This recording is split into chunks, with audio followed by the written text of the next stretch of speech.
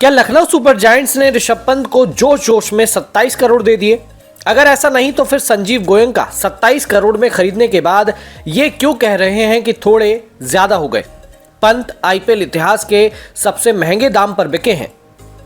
IPL 2025 के mega auction में ऋषभ पंत पर पैसों की ऐसी बारिश हुई जैसी पहले किसी खिलाड़ी पर देखने को नहीं मिली थी।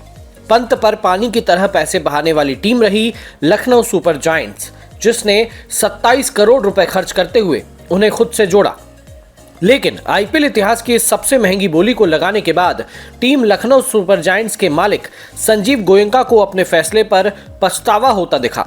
उन्हें पछतावा पंत को ज्यादा पैसों में खरीदने को हुआ।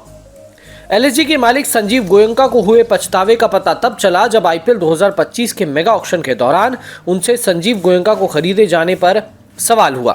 संजीव गोयनका ने उस वक्त दिल में जो भी था वो साफ साफ कहा। उन्होंने माना कि ऋषभ पंत को 27 करोड़ थोड़े ज्यादा मिल गए। संजीव गोयनका के मुताबिक ऋषभ पंत एलएसजी के प्लान का हिस्सा थे। हमने उन्हें खरीदने को लेकर सोच रखा था और इसके लिए 26 करोड़ रुपए तक की रकम तय की थी, लेकिन 27 करोड़ थोड़े ज्यादा खर्च हो गए। अंदर से हो रहे इस पछतावे को स्वीकारते हुए एलएसजी के मालिक ने यह भी माना कि ऋषभ पंत का जुड़ना उनकी टीम के फैंस के लिए खुशी वाली बात है। पंत एक बेहतरीन खिलाड़ी है, टीम मैन है और मैच विनर है, जिसका हमें फायदा मिलता दिख सकता है। आईपीएल 2025 के मेगा ऑक्शन में ऋषभ पंत ने अपनी बेस प्राइस 2 करोड़ रुपए रखी थी। ऑक्शन में उनके महंगे बिकने की उम्मीद थी। यह भी अनुमान था कि वो सारे रिकॉर्ड तोड़ देंगे और हुआ भी ऐसा ही। पंत को खुद से जोड़ने की कोशिश Punjab Kings, KKR, Delhi Capitals जैसी टीमों ने भी की थी, मगर अंत में बाजी एलएसजी की हुई। अब अगर ऋषभ पंत की बात करें तो ऋषभ पंत को लखनऊ सुपर जायंट्स ने 27 करोड़ रुपए में खरीदा और ऋषभ पंत आईपीएल के इतिहास के सबसे महंगे प्लेयर बन गए।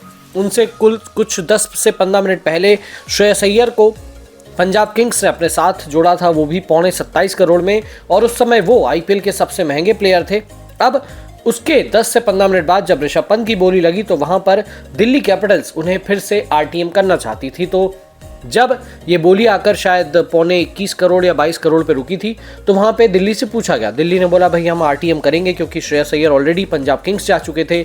अब दिल्ली को भी कप्तान की जरूरत थी, तो दिल्ली ने सोचा कि चलो पंत को आरटीएम कर लेते हैं।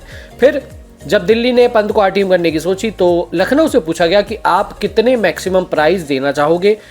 अब गोयनका साहब के पास तो था कि यार 26 करोड़, बट उन्होंने सोचा कहीं दिल्ली इस 1 करोड़ के चक्कर में पंत को आरटीएम में रख गई तो हमारा जो है नुकसान हो जाएगा। इससे बेहतर 1 करोड़ और देकर जो है पंत को हमारे साथ रख लेते हैं। तो उन्होंने डायरेक्ट बोला कि हम 27 करोड़ देंगे, और 27 करोड़ सुनते ही दिल्ली की जो है सिट्टी पिट्टी गुम हो गई और दिल्ली ने बोला कि हम आरटीएम नहीं कर पाएंगे। और इस तरह से लखनऊ सुपर जायंट्स में ऋषभ पंत का जो है कह सकते हैं कि उनका आगमन हो गया।